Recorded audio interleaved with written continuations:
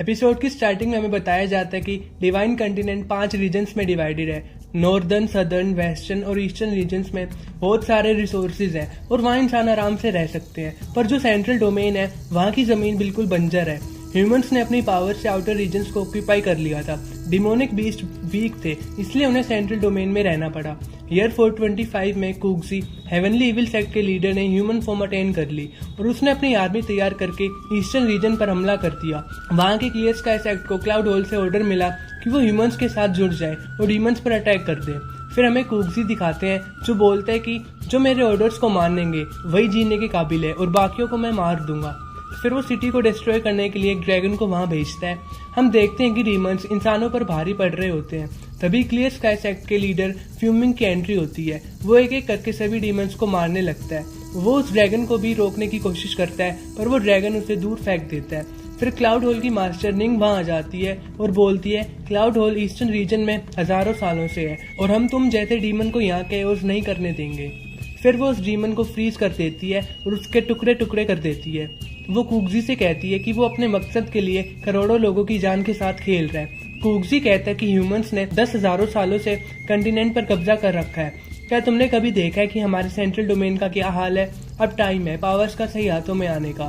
फिर मास्टर निंग अपनी बर्ड को भेजती है और कुक्सी उससे लड़ने के लिए एक और ड्रैगन को वहां बुला लेता है। मास्टर निंग ये बैटल तो जीत जाती है पर इससे वो बहुत ज्यादा इंजर्ड हो जाती है। उनकी सोल का एक पार्ट ईस्टर्न रीजन में गिर जाता है और वो आज तक नहीं मिल पाया। फिर हमें 2 साल पहले की कहानी बताई जाती है। बात ईस्टर्न रीजन में कॉन्विंग कंट्री के लुओ क्लैन की है। क्लैन के सेकंड मास्टर लुओ बिनकेन में लालच आ जाता है और वो आउटसाइडर्स के साथ मिलकर अपने ही भाई लुओ जियाओ, जो क्लैन का हेड होता है, उसे मरवा देता है ताकि वो उसकी पोजीशन पर आ सके। फिर हमें लुओ जियाओ दिखाते हैं जो बिनकेन से बचकर भाग रहा होता है। वो कहता है बिनकेन, डीमंस ने तुमसे क्या प्रॉमिस किया है कि उसके लिए तुम्हें मुझे भी मारना पड़ रहा है। बिनकेन कहता है अगर क्लैन को ग्रो करना है तो हमें इसके रूल्स को चेंज करना होगा। पुराने रूल्स को फॉलो करके सिर्फ डेथ ही मिल सकती है। फिर वो बहुत सारे तीरों से जो चैन से जुड़े होते हैं उनसे जियाओ पर अटैक कर देता है और उस पर झूठा इल्जाम लगाता है कि उसने दुश्मनों के साथ मिलकर क्लैन को धोखा दिया है, इसलिए उसे मरना होगा। फिर वो उसे मार देता है। इसके बाद वो उसके बेटे और एल्डेस्ट हाउस के सभी मेंबर्स को स्लेव बना देता है। फिर हम देखते हैं कि एक आदमी सभी स्लेव्स को चाबुक से पीट रहा होता है। यूशु नाम का एक लड़का वीकनेस की वजह से गिर जाता है तो वो उसे बहुत मारता है।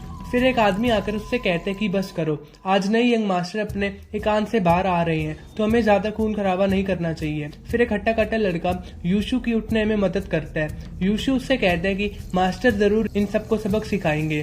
तो दूसरा लड़का कहता है कि पता नहीं मास्टर किस हाल में होंगे, उन्हें हमसे भी ज्यादा टॉर्चर किया जाता है। फिर हमें लुओ ज़ेंग दिखाते हैं जो क्लैन के पिछले हेड का बेटा है। उसे एक प्रिजन में कैद कर रखा होता है। वो अपने फेस पर एक बुक रखकर सो रहा होता है और सपना देख रहा होता है कि बिनकेन उसके डैड को मार रहा है। उसके डैड उससे कह रहे होते हैं कि उसे और उसकी बहन को जीना होगा। तभी बिनकेन उन्हें मार देता है।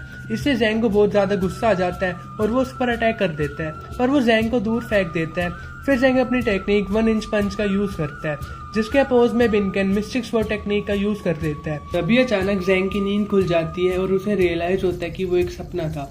तो फिर वो दोबारा सो जाता है। फिर एक गार्ड वहां आ जाता है जिसका नाम फेंग होता है। वो ज़ेंग को लात मारकर बोलता है क्या तुम खुद को अभी तक यंग मास्टर समझते हो क्या? वो उसे फिर से लात मारने वाला होता है कि ज़ेंग उसकी लात पकड़ लेता है और चैन से उसका गला दबाने लगता है। फेंग बोलता है ज़ेंग, यंग मास्टर आज अपने एकांत से लौटकर आ रहे हैं। अगर तुमने मुझे चोट पहुंचाई तो तुम्हें उनका सामना करना पड़ेगा। ज़ेंग कहता है तुम सिर्फ उसकी ताकत के ऊपर उछलते हो, किसी को कोई फर्क नहीं पड़ेगा अगर मैं तुम्हें मार दूं तो।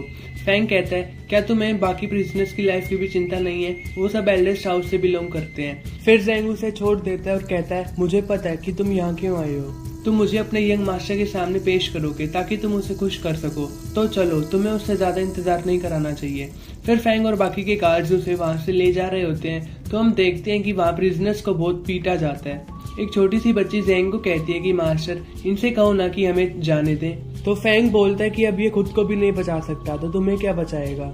फिर हमें नया यंग मास्टर लुओ पायरान दिखाते हैं। फेंग उसके पास जाता है और बोलता है कि वो ज़ेंग को ग्राउंड में ले आए हैं। पायरान बोलता है एकांत से लौटने के बाद मैं अच्छे मूड में हूँ, चलो अब पुराने यंग मास्टर से मिला जाए जिसे लोग जीनियस कहते थे। फिर हमें ग्राउंड का सीन दिखाते हैं जहाँ क्लैन के डिसाइपल्स की ट्रेनिंग चल रही होती है। उनका ट्रेनर उन्हें बता रहा होता है कि ईस्टर्न रीजन में कहा जाता है कि जो इनेट स्टेज से नीचे होते हैं वो सभी मोर्टल्स होते हैं और इनेट स्टेज तक पहुंचने के लिए सबको स्किन, बोन, फ्लैश, ऑर्गन और मैरो रिफाइनमेंट की स्टेज को कंप्लीट करना पड़ता है। इन स्लेव्स को ह्यूमन टारगेट समझकर पीटने से तुम ह्यूमन बॉडी की वीकनेस को समझ पाओगे। फिर वो बाकी के स्लेव्स को आगे आने के लिए कहता है। उनमें से एक बहुत डरा होता है तो वो यूशु को आगे धक्का दे देता है। एक डिसाइपल उससे पंच मारने ही वाला होता है कि जेंग उसे रुकने के लिए कहता है और बोलता है कि इसकी जगह तुमसे मैं लड़ूंगा। इस फाइट में कोई रूल्स नहीं होंगे और हम में से अगर कोई मरता है तो इसका जिम्मेदार वो खुद होगा। फिर जेंग उस डिसाइपल को बहुत जोर का पंच मारता है और वो दूर जाकर गिरता है। फिर वो एक एक कर सभी को हरा देता है। उनका ट्रेनर बोलता है कि जेंग बोन रिफाइनमेंट की सब स्टेज पर है, इसमें कुछ तो बात है। फिर पायरान वहां आ जाता है और कहता है कि जेंग मैं काफी टाइम से एकांत में था और मैं हैरान हूँ कि इन्होंने तुम्हें मारा नहीं। तो जेंग कहता है कि मैंने अभी तक अपनी फैमिली का बदला नहीं लिया तो मैं अभी नहीं मर सकता। पायरान कहता है कि मुझे दिखाओ कि तुमने क्या सीखा है और वो एकदम से लाइट की स्पीड से जेंग के पास पहुंच जाता है। ये देखकर जेंग बहुत हैरान हो जाता है। फिर वो जेंग को एक बहुत जोर का पंच मारता है जिससे जेंग दूर जाकर गिरता है। जेंग हैरान होते हुए कहता है कि तुम्हारी कल्टीवेशन बोन रिफाइनमेंट की पीक तक पहुंच चुकी है। तो पायरान उसे बताता है कि उनके एंसेस्टर्स तो हेवन और अर्थ की पिल्स छोड़ गए थे और इसका सबसे बेस्ट यूज यही है कि इससे अपनी कल्टीवेशन लेवल को बढ़ा लिया जाए। जेंग कहता है तुम्हारी हिम्मत कैसी हुई हमारे एंसेस्टर्स के रूल्स को तोड़ने की। इस पर पायरान कहता है तुम्हारे डैड ही जिद्दी थे जो सभी रूल्स को मानते थे, अफसोस की बात है कि वो अब नहीं रहे। ये सुनकर जेंग को बहुत गुस्सा आ जाता है। पायरान कहता है कि मैंने सुना है कि तुम्हारी बहन भी क्लियर स्काई सेक्ट में अच्छा नहीं कर रही थी तो उन्होंने उसे परगेटरी माउंटेन पर भेज दिया, पर मुझे नहीं लगता कि वो अपने यूजलेस भाई से कोई उम्मीद करेगी कि वो उसे बचाएगा। कोई बात नहीं, जब मैं क्लियर स्काई सेक्ट जाऊंगा तो मैं तुम्हारे बिहाफ पर उससे मिल लूंगा। तुम किसी को नहीं बचा सकते जेंग, खुद को भी नहीं। फिर पायरान वहां से चला जाता है और जेंग सोचता है कि वो सबको कैसे बचाएगा और एपिसोड यहीं खत्म हो जाता है। तो गाइस कैसी लगी वीडियो? अगर वीडियो अच्छी लगी हो तो लाइक और कमेंट करके जरूर बताना और बाकी की ऐसी अमेजिंग वीडियोस देखने के लिए चैनल को भी सब्सक्राइब कर लेना। So see you in next video, bye.